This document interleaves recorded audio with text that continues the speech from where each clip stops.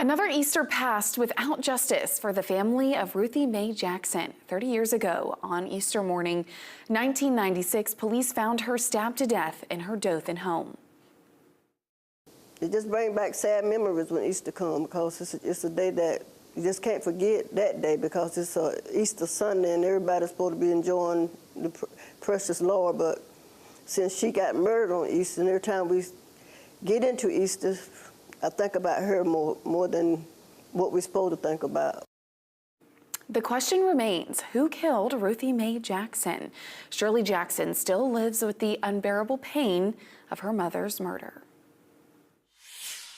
I just want the people and the police and everyone who in charge, please try to find out who murdered our mama.